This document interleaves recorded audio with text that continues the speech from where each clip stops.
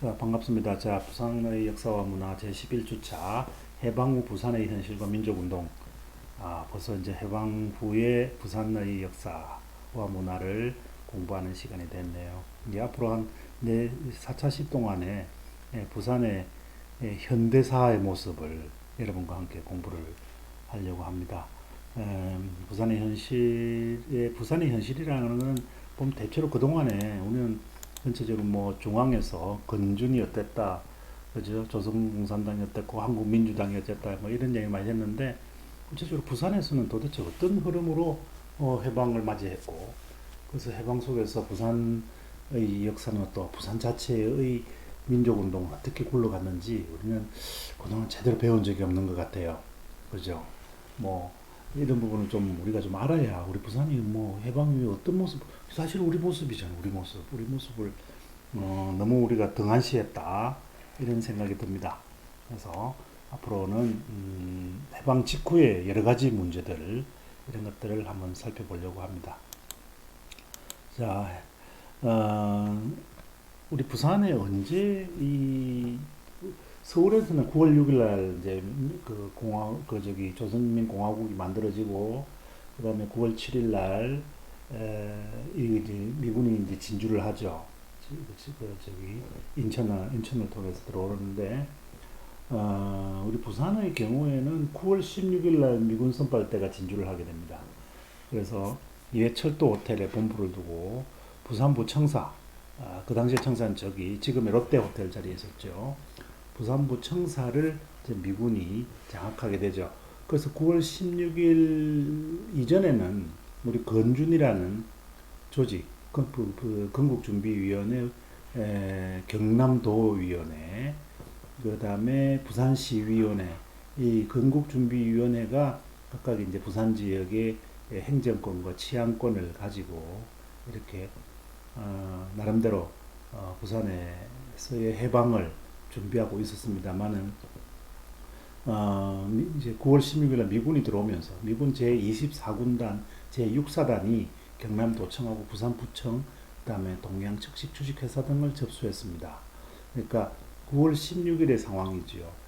왜 38선이 그어졌는지는 여러분들 뭐 잘 아시다시피, 본래 이 건국준비위원회에 이 정권을 넘기려고 일본 조선총독부에서 예운영을 불렀어요. 예운영 위원장을 불러가지고 당신네들한테 정권을 이양하겠다 해서 약속을 했어요.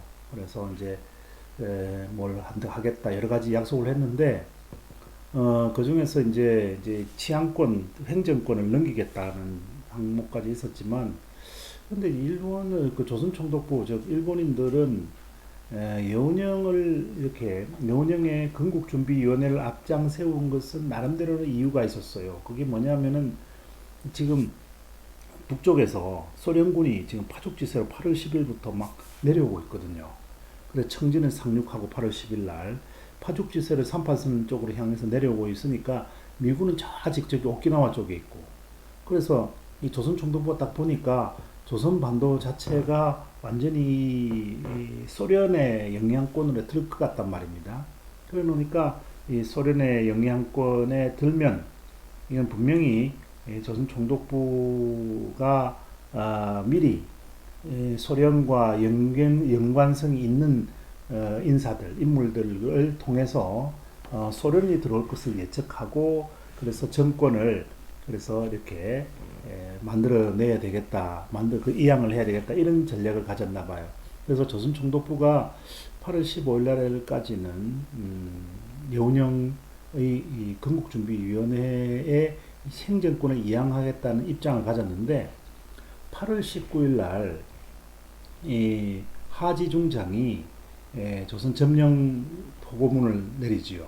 그래서 지금 38선을 걷겠다, 그 다음에 미군이 진주하겠다, 이런 이야기들이 되고 나고, 또 38선에 대한 이야기가 확립이 되니까 그 서울로는 러시아군 즉 소련군이 오지 않을 것이라는 예측이 돼요. 그러니까 조선 총독부가 또 입장을 바꿉니다. 그래서 건국준비위원회에게 행정권을 다 넘기겠다 해서 그다음 완전히 이제 8월 19일까지 이 조선건국준비위원회가 주요 관서라든가 이런 것을 다 접수를 했는데 8월 19일 날 미군이 점령 포고를 내리면서 다시 이 한반도에 이 조선총독부가 재집권하는 상황이 돼요. 그러니까 제가 보기에는 이것은 8월 19일 8.15 해방 후 나흘이 지난 시점에서 조선총독부가 마음을 또 바꾸면서 이게 이제 38선이 사실화되고 하면서 이게 건국준비위원회의 접수 활동을 저지하고 다시 조선총독부가 권력을 행사하기 시작하는, 그래서 미군이 들어올 때까지 약 한 달 동안을 그 보름 이상이죠. 보름 이상을 조선총독부가 다시 행정권을 장악하는 이런 반동적 행태를 보이게 됩니다. 해방 전국에서는 참 안타까웠어요. 8월 19일 소련군이 들어올 줄 알고 조선총독부가 우리 조선인들에게 행정권을 주권을 이양을 했음에도 불구하고 조선총독부가 상황을 봐가지고 다시 조선인에게서 조선의 치안권과 주권을 다시 약탈해가는 이러한 상황들이 연출이 됐던 겁니다. 이제 미군이 들어오게 되는 거예요. 그래서 미군이 이제 군정을 실시를 하게 되죠. 그러니까 조선인들은 자기 주체적으로 조선인민공화국을 만들려고 노력을 했지만 조선인민공화국도 불법단체로 돼버리고 임시정부마저도 불법단체로 돼버리고, 그러니까 이 건국준비위원회는 사실상 그 중에서 우파 정치인들이 다이 빠지고 나니까 좌파들만 모여서 조선인민공화국을 9월 6일날 선포를 하게 되는 겁니다. 뭐 이런 중앙에서의 변화 과정 속에서 이제 부산에서도 9월 16일 날까지, 그럼 오히려 지방이니까 서울은 빨리 미군이 진주를 했지만은 부산은 오히려 조금 늦어서 9월 17일 정도니까 건국준비위원회 활동이 조금 길었던 상황들이었어요. 그러니까 이런 상황에서 부산에서는 건국준비위원회가 나름대로는 지역에서 명망가들이 서로 단결해서 부산 지역의 치안과 행정의 공백을 유지하고 공백을 메꾸고 있는 이런 상황이었습니다. 그런데 9월 16일 날 미군 선발대가 이렇게 오게 된 것입니다. 자, 그래서 45년 11월 26일 날에는, 그래서 9월 17일 날에는 이제 부산시장의 캐리 소령이라고 하는 캐리 소령이 이렇게 왔고요. 캐리 소령이 됐고 경남도지사 하리스 준장, 하리스 준장이 경남도지사가 됐던 겁니다. 그래서 9월 17일 날 오자마자 조선건국준비위원회는 다 이제 불법단체로 확인버리고 45년 11월 26일은 부산 부윤에 조선인들을 앉히게 됩니다. 그래서 경남도지사는 김병규가 앉히면서 해방 직후에 부산 부윤과 이걸 미군에서 이렇게 금방 조선인으로 바꾸고, 이렇게 47년 뒤에는 이대지사 김철수가 부산의 도지사, 경남도지사가 되었던 거죠. 그래서 최초의 한국인 부산시장은 양성봉이라는 사람입니다. 그래서 48년 5월 10일 날 제한국회의원 선거가 있었습니다. 자, 정부 수립 후 부산의 모습을 보면요. 자, 지난번에 김철수가 제2대 경남도지사였죠. 그래서 문시환 도지사로 바뀌고요. 해방 저기 정부 수립하고 난 다음에 부산 양성봉 부산 부윤도 정종철로 바뀝니다. 초장기 한 3년 정도 오랫동안 부산 부윤으로 있었던, 부윤이니까 지금의 부산시장입니다. 그 다음에 48년 11월 달에는 한석범이 외국인 철퇴 요청 결의안에 반대하고, 그 다음에 그 당시에 이제 외국인 철퇴가 이게 하는 게, 그죠? 이게 해방이 이제 북한이나 남한이나 유엔은 50총 선거를 하고 이 외국군을 철수하는 것이 약정이 되어 있었는데, 한반도에서 양쪽에 그 한반도에서 유엔의 공식적인 인정을 받은, 한반도 내에서 인정을 받은 대한민국이 성립되자, 그래서 소련군과 일본군이란다. 저기 소련군과 미군은 모두 다 철퇴하는 이것이 이제 유엔의 결의였는데 그래도 계속 미군이 결의해야 된다. 왜냐면 이게 지금 전운이 38선이 이게 불안정한 지역이거든요. 38선이 어디가 어딘지를 38선이 이게 경도 위도상으로 이렇게 따지다 보니까 뭐 경도가 그 저 경도야 뭐 경도도 지금 우리가 서 있는 경도도 얼마인지 모르잖아요 지금 우리도 위도가 여러분 지금 있는 데가 위도가 몇 도입니까 자기 집이 그런데 하물며 38도선을 어떻게 그냥 두목 자르듯이 알겠어요. 우리는 유일하게 사실은 제일 좋은 거는 경기도 뭐 각 도별로 이렇게 나누는 거였는데 미군이 그걸 알 수 없죠. 그 존 헐리라는 미군 대령이 우리 한반도를 이렇게 38선을 뚝 그어버렸어요. 그래서 38선이 그 주변이 38도 북위 38도선에 있는 사람들은 어디가 내가 북한인지 남한인지 알 수가 없었던 상황이었어요. 그러다 보니까 상황이 묘하게 되고 자꾸 이제 전투를 하게 되고 유리한 고지를 점령하려고 뭐 남한군과 북한군이 서로 막 엉겨서 싸우는 이런 상황이 되는 거죠. 그러니까 이게 점점 확전이 되면서 나중에 6.25 전쟁까지 가게 되니까 이 사정에서 미군이 빠져버리면 이 한반도 방어 능력이 크게 약화될 것이라는 이런 대한민국 정부 수립했던 당시 친일파 정권은 되게 우려를 했어요. 왜냐하면 친일파라는 게 대중적 지지가 없는데 강권적으로 정권을 잡았거든. 그러니까 이 제대로 국회는 이제 독립운동가들이 많았고 행정부에는 대부분 친일파들이 많았던 이런 대한민국의 취약성 때문에 이 국민 동원이 쉽지 않았던 상황이었어요. 해방 직후에는. 그러니까 미군이 남아서 이 조선의 치안을 유지해 주기를 되게 바랬던 겁니다. 그래가지고 이 미군 주둔 요청 긴급 결의안을 제출을 했습니다만은 결국은 김약수가 이 당시 국회 부회장이죠.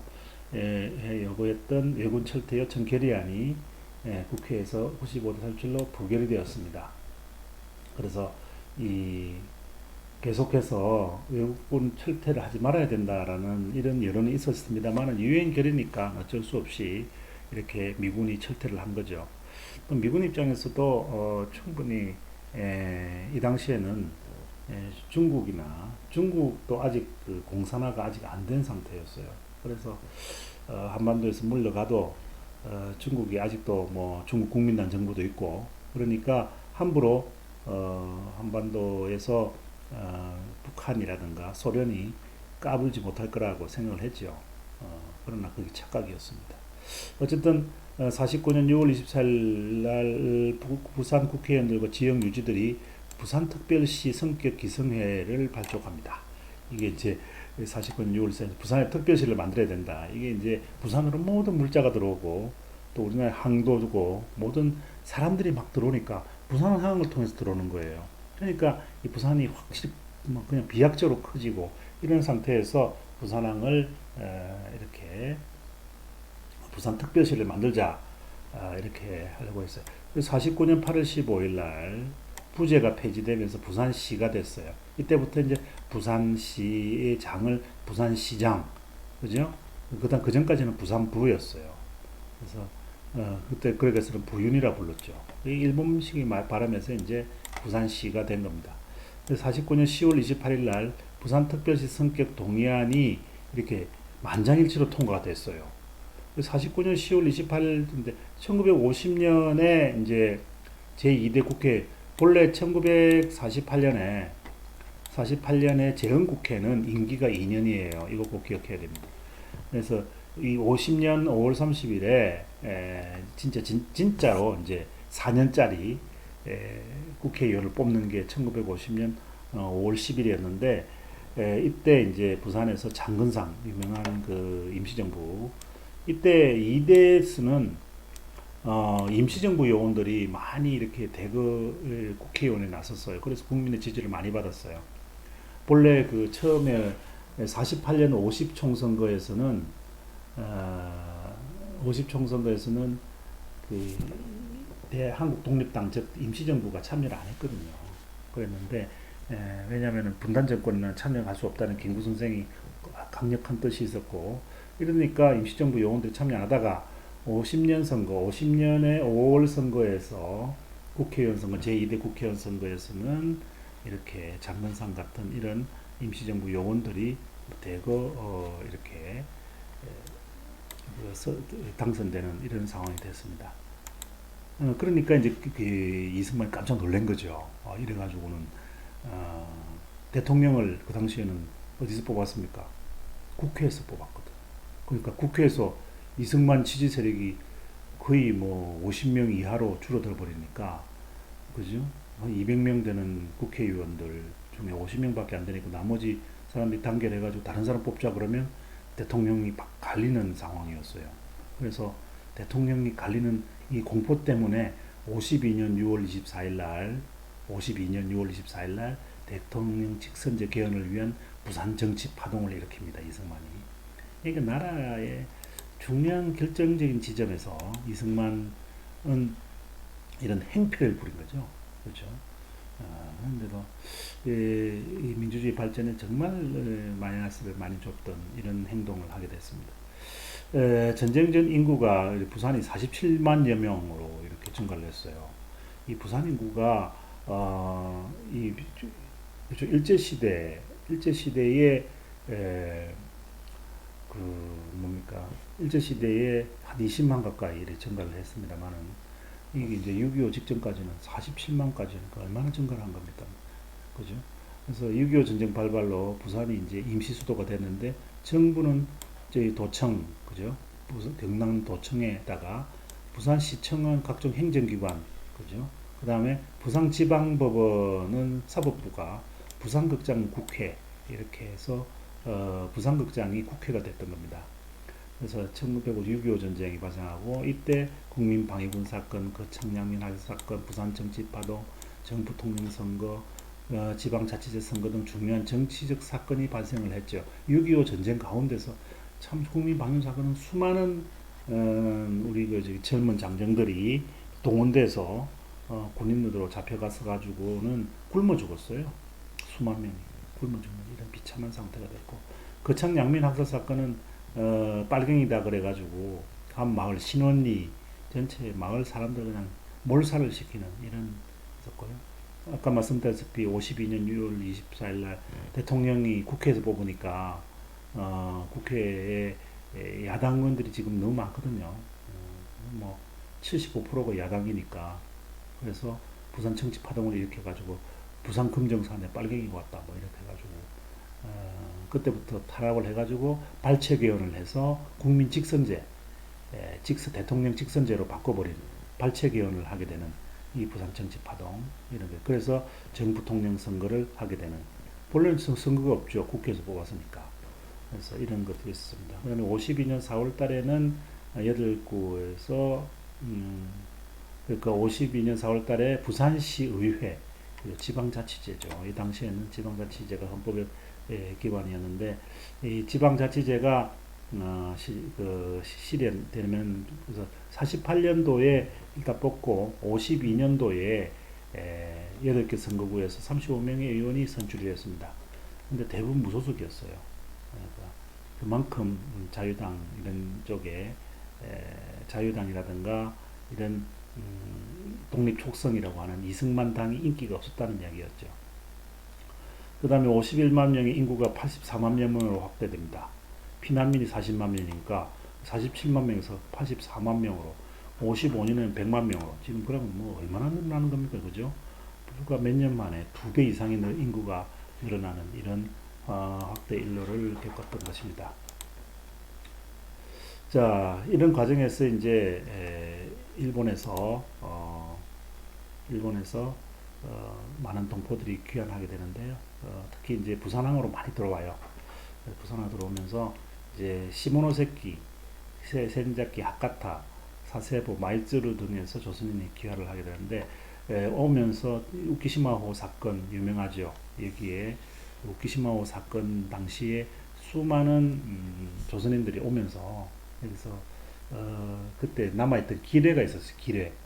그 연합군이 미군이 이렇게 그 해바다에 깔아놓고 그래가지고 가다가 많이 이게 기뢰에 부닥쳐가지고 배가 이렇게 침몰을 했는데 그 현해탄을 그런 식으로 기뢰를 뿌려 놓으니까 일제 말기에 대단히 일본을 가기 힘들었어요. 가다가 기뢰에 걸리면 그래서 기뢰에 의해서 파괴된 배가 무지무지하게 많았어요. 근데 해방 이후에도 후쿠시마하고도 이게 기뢰에 침몰이 되는 이런 상황이 됐죠. 그 다음에 흥생해라는 거는 그 한반도로 귀환하는 일본의 흥생해입니다. 한반도로 귀환하는 사람들을 통제했습니다. 흥생해를 만들어 가지고 그래가지고 이게 실패를 했고요.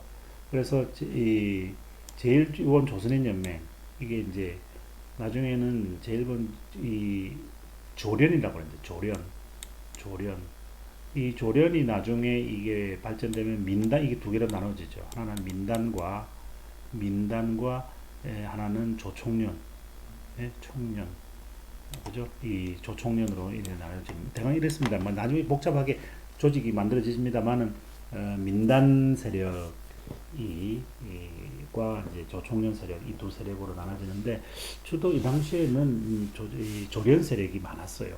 그리고 민단 세력은 약해요. 민단은 요즘 말하는 대한민국 거류민단으로 발전했고 지금도 남아있는 조선 조련계는 조련계가 그 당시 한 70%에서 80% 정도 됐고 대한민국을 지지하는 민단은 적었어요. 근데 민단을 지도했던 사람이 그 유명한 그 박열 아시죠? 박열 그, 그 저기 그 아나키스트 박열 그 다음에 원심창 이런 분들이 이 거류민단 쪽에 합류해서 오늘날의 제일동포 거류민단을 유지하는 데 큰 기여를 했죠. 그러나 주도적인 세력들은 대부분 조총련계였습니다. 그래서 이 조련계에서 귀한 원호를 담당했고 패전 직후 일본 정부도 인양민 사무소를 설치해 가지고 그 인양민이 뭐냐면은 본토 그 저기 조선에 있던 약 한 80만 명의 일본인을 데리고 오는 이런 그 인양민 사무소를 만들게 됩니다. 그 다음에 45년 10월 달에는 후생성 건민국 복리과에서 귀한 업무를 주관하게 되고 그래서 이 10월 달에 45년 10월경에 대부분의 이 일본인들이 오게 돼요. 근데 사실 여기 중요한 게 뭐냐면은 일본인들을 이게 사실 우리는 마음 같아서는 일본인들을 이렇게 빨리 일본 본토로 내보내고 우리끼리 살면 참 좋겠죠. 그런데 뭐가 문제예요? 일본 사람들은 다 대부분 테크노크라시예요.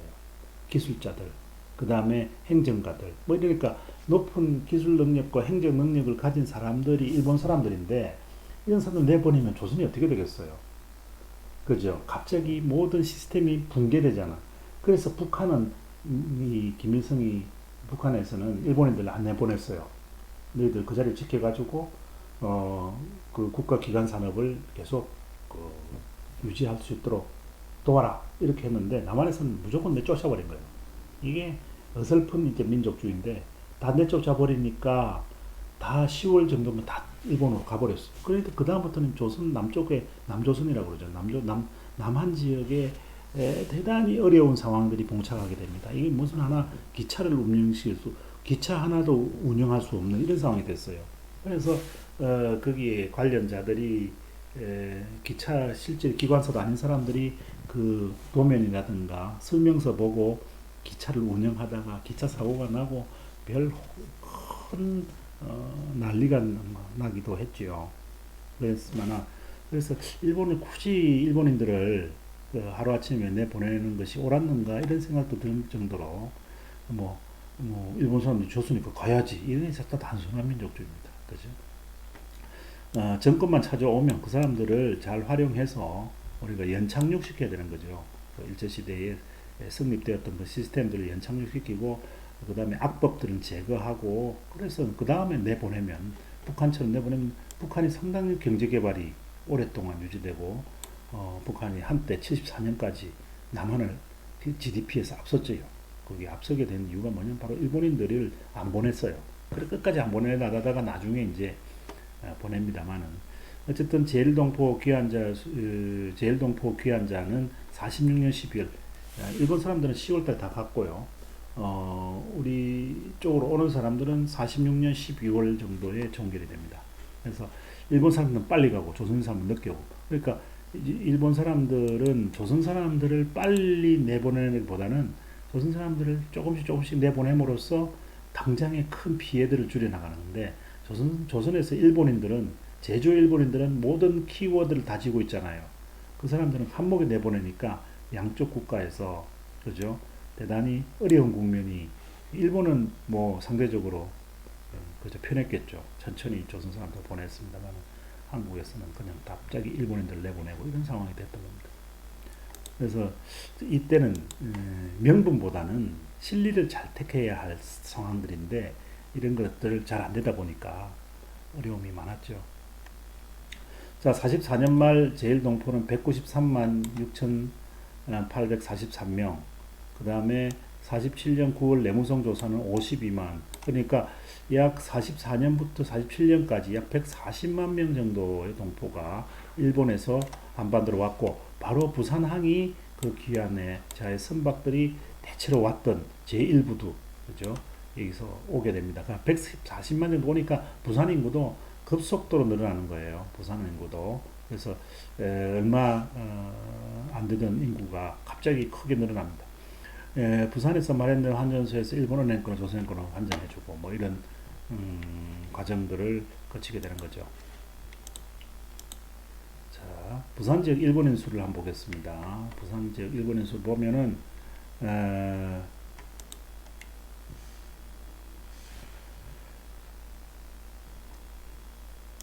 전체적으로 부산 이제 일본인 수, 이 표가 잘 안 되어 있습니다만은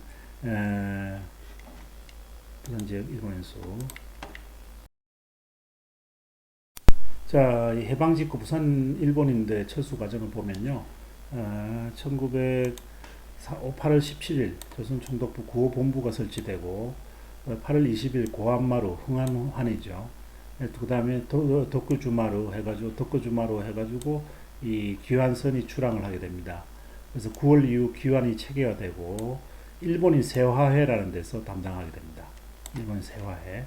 부산항 미군 정청 의사처 난민과 직원들이 파견돼 가지고 이 사람들 미군 제44단과 지방 군청팀이 협조를 해가지고 제1부두가 이제 오면서도 다 제1부두로 오고 가는 것도 제1부두죠. 여기서 임시 수용소에서 모아서 이렇게 보내게 됩니다. 그래서 일본인 배척 움직임이 심하자 한 10월 달이면 거의 다 대부분 다 일본 사람 나가게 돼요. 일본 사람들 한 80만, 일본의 부산에 있었던 인구가 한 6만에서 한 7만 정도의 인구로 예측이 됩니다만은, 제주 일본인들은 조선인들이 맨 처음에는 해방이 돼도 그냥 살 수 있었다고 생각을 했어요. 그런데 이 이제 해방 직후에 갑작스레 이제 이 민족주의적인 열풍이 불어가지고 일본인들에 대한 멸시와 차별 이런 것들이 확대됐죠. 그러다 보니까 일본 사람들이 여기서 도저히 살 수 없고 또 그러다 보니까 일본으로 가게 되는 이런 상황이 됐던 겁니다. 그래서 해방 직후에 일본인들의 움직임을 보면서 우리가 과도한 민족주의적인 모습들이 등장을 했고, 그런 과정에서 이게 이제 차근차근 체계적으로 관리하면서 보내야 되는데 한목에 다 보내면서 우리의 귀중한 문화재가 어마어마하게 유출이 되는 이런 상황도 되고요. 또 일본인 입장에서도 자기들이 체계적으로 이렇게 일본으로 귀국을 해야 되는데 조선에서 또 자기 나름대로 준비도 제대로 안 된 상태에서 일본으로 가게 되는. 그래서 우리 입장에서도 뭔가 제대로 준비가 안 되고 일본인 입장에서도 되게 어려웠던 이런 철수가 되었던 것입니다. 그래서 좀 안타까운 상황이지만 어쨌든 10월까지 다 일본인들이 조선에서 다 이렇게 제거돼 나갔던 것입니다. 자, 해방 직후 부산 지역의 민족운동과 운동단체를 보겠습니다. 45년 8월 17일 제가 맨 처음에도 얘기했습니다만은 건중과 경남지부, 경남지부를 시작으로 치안대, 부산 치안사령부, 인민위원회 부산지부 등 대중조직과 조선공산당, 조선인민당, 한국민주당, 민족혁명당 등 정당, 조선노동조합 전국평의회, 부산평의회 등 노동사회단체가 조직이 됩니다. 그러나 이 미군정으로부터 모두 거부당합니다. 특히 이제 이 과정에서 신탁 통치 문제가 이제 크게 이슈가 됐잖아요. 그래서 46년 1월 1일 정초죠. 그래서 부산 시민대회를 통해서 좌우익이 함께 부산 시민대회에서 신탁 통치 반대 운동을 벌였어요. 1월 1일 날. 그래서 부산 시민대회를 벌였는데 1월 9일부터 좌익 쪽이 삼상회의 결정을 지지한다. 이래 가지고 신탁 통치 찬탁으로 돌아서는 상황이 됩니다. 그래서 우익들은 탁치는 매국이다 하고 해서 이제 좌우 대립이 심화되고 46년 전반기 또 콜레라가 만연을 했어요. 부산 지역에. 그러니까 쌀도 부족하고 이러다 보니까 9월 총파업, 10월 인민항쟁 등으로 비화되고 또 47년 해방되고 3.1절 기념집회에서는 발포 사건까지 일어나요. 이게 좌우 대립이 극화되고 제2차 미소공의가 일어나는 상황에서 국론 분열이 격심해지니까 이렇게 발포 사건도 일어나는 암담한 상황이 됐던 겁니다. 자, 이 독립촉성 부산회 국민회 부산지부입니다. 이 독립촉성 국민회 부산지부는 독립촉성 중앙협의회라는 게 있었어요. 이게 이제 이승만 계열에서 주도한 거고 탁지반대 국민은 총동원위원회는 이 김구 계열에서 했던 겁니다. 그래서 46년 2월 8일 날 독립촉성과 총국민총동원위원회가 힘을 합쳐가지고 독립촉성국민회를 만들었고 이 부산지부도 이게 46년 3월 20일 그죠? 부산회관에서 조직이 됐던 겁니다. 최석봉이라는 사람이 회장을 맡았고 이 각각 장지원, 김한규, 이경호, 최명규, 하기락, 박춘식, 김지병, 신우균 등 이 자유민보 계열의 인사들과 민족주의자들이 망라되어 가지고 3월 20일 날 서울에서는 2월 8일이고 한 달 지나서 부산에서 부산 지부가 만들어집니다. 46년 4월 19일에 우익단체와 군경, 행정기관장, 법원, 검찰청, 금융기관들이 독립초선 국민회 회의실에서 이승만 박사 환영준비위원회를 조직하게 되고 환영준비위원장에 최석봉이 하게 됩니다. 그래서 이승만 세력을 지지하는 그래서 김구와 이승만의 그 합작에 의해서 만들어진 조직이었으나 결국은 이승만의 조직으로 변해버렸던 이런 겁니다. 그런데 이 부산에서의 이 우익 조직이지만 이 우익 조직은 서울처럼 그렇게 급격한 우경화된 극우적인 성격의 우익이 아니었어요. 부산의 우익은 다른 지역하고 상당히 다른 점이 뭐냐면은 좌익이든 우익이든 힘을 합쳐서 뭔가 해보려고 했다는 거예요. 좌우 합작을 가장 적극적으로 실현하려 했던 게 부산이었어요. 그래서 그래도 그 어려운 시절에 부산에서 좌우 합작을 시도했던 유일한 지역이 거의 유일하다고 봐야죠. 그게 바로 우리 부산이었다는 거. 그거는 잠시 후면 제가 말씀드리겠습니다. 그래서 46년 8월 달에 독립촉성 국민의 부산지부 최석봉, 김한규 그리고 국민의 경남지부 엄진영 등이 해방 후 그러니까 이 경남지부 엄진영 등이 해방 후에 처음으로 8.15 김영해설을 자익과 함께 진행하자고 추진을 했습니다.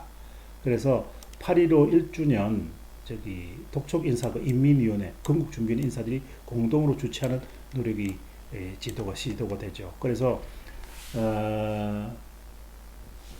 그 엄진영, 그 다음에 최석봉, 김한규 등의 노력 이런 것들이 이 건국준비위원회, 그러니까 건국준비위원회가 나중에 인민위원회가 되거든요.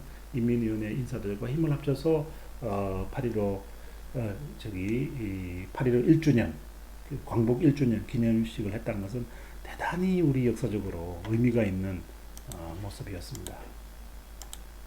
자, 부산에서 반민특위 활동도 주목할 만한데요. 이 부산에 48년 9월 29일 날 반민족행위처벌법이 이렇게 공포가 됩니다. 48년에 대한민국 정부 수립되자마자 한 달 만에 반민특위가 만들어졌죠. 그래서 부산에서는 경남지방위 소속으로 조규갑 의원이 경남지방위에서 소속이 됐어요. 부산은. 그래서 경남 책임자는 강홍열, 김지홍, 김철호, 심윤, 이주현 이런 사람들이 이 반민특위를 주도했습니다. 49년 1월 20일 날 활동을 시작했거든요. 그 49년부터 해보면 한 6월 6일까지니까 한 6개월 정도, 한 5개월 정도 활동한 것을 거쳤어요. 주로 이제 투고함이란 제보를 통해서 총 34건의 체포, 송치 50건의 실적을 올렸습니다. 경남지방의 경우에는. 그러나 49년 6월 6일 경찰의 반민특위 습격 사건으로 인해 가지고 8월 22일 반민특위 폐지안이 통과되면서 사실상 미체포자 명단 발표 후에 활동을 종료하는, 반민특위 활동은 약 한 5개월 정도밖에 할 수 없었던 이런 상황이었지만 그래도 한 34건 정도의 활동을 했습니다. 이것의 뭐 좌절된 과정들은 정말 친일 경찰들이 여순 반란 사건이라든가 군 반란 사건이라든가 제주도 4.3 사건을 핑계로 해서 끊임없이 준동하는 상황에서 경찰이라든가 군인들에 대해서 친일 조사를 할 수 없는 상황이었어요.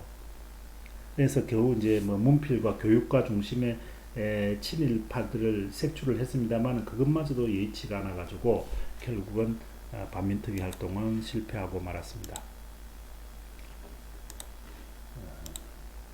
자, 조선건국준비위원회입니다. 아까 그 저기 독촉하고 이 조선건국준비위원회 경남지부가 사실은 합작을 해서 제1 그 광복 1주년 기념 행사를 가졌다는 것은 역사적으로 상당히 중요한 의미를 가졌다고 제가 말씀을 드렸습니다. 어쨌든 이 8월 17일 날 건준 경남지부가 만들어졌어요. 이거는 이제 그 독촉보다 훨씬 앞서서 만들어졌고, 어떻게 보면은 건국준비위원회가 우리나라의 가장 정통적인 해방 이후에 지사들이 모였던 가장 전국적인 조직이었죠. 이것이 이제 미군에 의해서 부정이 되면서 모든 문제가 시작됩니다. 그래서 위원장의 노백용, 강대홍, 박용선, 최천태, 홍보용, 신덕균 누런재단 이사장이죠. 이재봉, 박일형, 박희창. 이 면담을 보면은 대부분들 보면 그죠. 이 좌익하고는 좀 거리가 먼 대체로 진보적인 인사들, 그러니까 이 좌파라고 하시는 우리가 공산주의 계열하고는 전혀 하는 좀 거리가 있는 분들이 많이 대거 참석을 했어요. 부산은.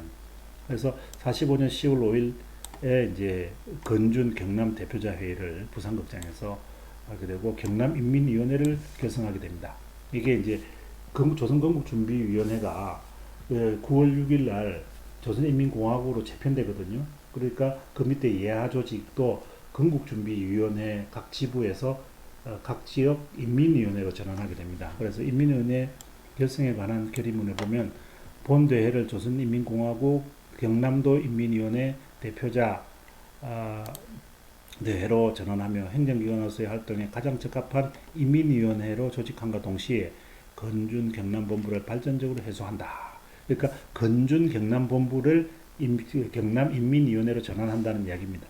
조선인민공화국을 지지한다는, 우리는 조선인민공화국의 정당, 이거는 조선인민공화국의 북한하고는 다른 9월 6일 날 서울에서 이 결성된 건국준비위원회의 재편된 조직이 조선인민공화국입니다. 이걸 지지한다는 이야기입니다. 그래서 지지하고 인민대중산하에 우리 완전한 자주독립을 전시한다, 이런 논의를 전개를 했던 것입니다. 자, 다음. 자, 주요 활동은 치안 회복, 질서 유지 이런 것들, 식량 조사 대책. 그러니까 이 제일 중요한 자주적 독립국가 수립 노력이죠. 본부 위에 어제 부산 외에 약 한 18개 군면리에 지부를 결성했어요. 인민위원회가. 그래서 의령, 창녕, 마산, 진주, 하동, 산청, 함양, 거창, 합천, 사천, 고성, 남해, 거의 경상남도 일대에 거의 대부분의 군에서 인민위원회가 만들어지는 겁니다. 그리고 치안부 9월 4일부터는 치안대를 통합해가지고 경남본부 치안대, 연합치안대를 조직했다가 9월 6일 날 부산 치안사령부를 발족하게 돼요. 그래서 자체적인 치안도 마련해야 되고, 그래서 인민위원회가 사실상의 행정기구화합니다. 그래서 실제로 인민위원회를 또 기반으로 해서 행정을 운영했던 상황도 각 지역별로 있었어요. 그러니까 인민위원회가 무조건 좌익이라고 막 그냥 이렇게 배척받는 게 아니라 일부 지역에서는 인민위원회가 행정조직으로 우리 같은 군청, 부청처럼 이렇게 활약을 하던 그런 인민위원회도 있었던 것입니다. 자, 이 부산 치안사령부 발족에 대해 자세히 좀 보면은 본래는 치안대 여러 개 만들어졌어요. 청년들을 중심으로 해가지고 만들어졌는데 여기 15개 집으로 이제 이것을 모아가지고 그죠? 15개 집으로 재편하고 치안대원들은 흑색 완장, 학도대는 청색 완장을 착용해가지고 이렇게 해야 됩니다. 여기에 이제 그 청년들이 많이 가입하게 돼요. 이 청년들이 많이 가입하게 되니까 이 청년들 사이 좌익 청년, 우익 청년이 나눠지면서 나중에 이게 이제 건달 조직과도 연관이 되고 그다음에 테러 조직과도 연관이 됩니다만 초창기에는 이렇게 좌익이든 우익이든 한 길에 하나가 돼서 부산 치안사령부를 만들어서 청년들이 부산의 각종 뭐 치안을 해소하는 생명과 재산을 보호하고 경제를 조정하고 부정매매를 단속하고 풍기 단속하고 청소하고 외국인의 생명을 보호하고 각종 범죄를 예방하는 그러나 미군이 9월 16일 날 들어오면서 해체가 됩니다. 자, 인민위원회가 하고 독립촉성을 제대로 보면은 이게 이제 그 당시에 이 두 개의 세력들이 각각의 대한민국을 만들고 싶었다는 것이 보입니다. 각각의 대한민국이 있었는데 이 각각의 대한민국 중에서 인민위원회 쪽은 빨갱이로 몰아가지고 다 처단을 하고 이런 역사가 전개되는 거죠. 자, 인민위원회 부산지부를 보면은 똑같은 날 10월 7일 강대웅, 김칠성 등 70명이 부산인민위원회 개최준비위원회를 결성하게 됩니다. 그래서 각 지역별로 115명의 대의원을 선정하게 되고 10월 17일 그래서 소화관이 어디냐 하면은 지금 부산극장 맞은편이에요. 지금의 부산극장 여기 거기 뭐 호떡도 팔고 막 그러죠. 그 대각선 쪽에 있는 건물 거기 뭐 음식점인데 지금은 거기가 소화관이었어요. 그래서 소화관에서 인민위원회 결성대회를 하게 됩니다. 그래서 지부위원장이 강대홍, 김칠성, 감찰부장의 김낙종 뭐 이런 사람들이 되죠. 계속해서 미군정부 불법단체로 규정이 되었고 우익단체에 테러를 나갑니다. 46년 2월에 민주주의 민족전선과 연계해서 미군정에 대항하는 이런 조직으로 전환하게 됩니다. 자, 이렇게 보면 이제 인민위원회가 부산지부도 이제 결국은 근데 이 사실은 여기서는 안 했습니다만은 이 인민위원회하고 독립촉성하고 46년 8월 15일 광복 1주년 행사를 함께 했다는 사실은 우리 역사에서 상당히 의미 있고 중요한 사건이었습니다. 그 46년 8월 15일이면 대단히 좀 있으면은 그 이후에 이제 신전술이라는 게 나오거든요. 아직까지 신전술이 안 나올 때 했어요. 좌익 쪽에서. 그래서 좌익 쪽에서 신전술이 안 나오고 정업 발언이 나오기 직전이죠. 정업 발언이 나온 직후죠. 그래가지고 이 좌익과 우익이 대단히 갈등 국면으로 가기 일보 직전의 상황이었는데 부산에서는 이 독립촉성의 인물들하고 인민위원회 인물들이 서로 힘을 합쳐서 광복절 기념식을 같이 했다는 사실 이거는 정말 우리 민족운동사상 이렇게 우리 부산이 대단히 민족화합에 기여했던 역사를 보여줬던 대표적인 사례로서 길이길이 역사에 남을 것이라고 저는 생각합니다. 이런 여러분 어땠나요? 이 긴 시간 11차신데 그냥 간단하게 해방 이후니까 이게 여러분들이 많은 정보를 접하겠습니다만 어땠습니까? 조금 우리 부산에 이런 민족운동도 있었고 부산의 초기 역사, 해방 직후의 역사가 이런 게 있었다. 이런 게 있었는데 다음 시간부터 이제 6.25 전쟁도 나오고 이제 사실은 좀 부산이 본격적으로 두각을 드러내는 거는 이제 드디어 6.25 전쟁, 그죠? 피난, 이런 쪽이 돼야 얘기 되겠죠. 여러분들 또 오늘도, 수업을 했으니까 요거 간단하게 적어서 이렇게 보내주시면 고맙겠습니다. 숙제가 너무 숙제 몇 장씩 하지 마세요. 간단하게 수업 들었던 거, 새로 듣겠던 거, 느꼈던 거, 이런 거 적으면 출석에 참석하기 위해서 쓰는 거니까, 간단하게 써주세요. 간단하게. 네. 자, 수고했습니다. 여러분들 12차세에서 보겠습니다.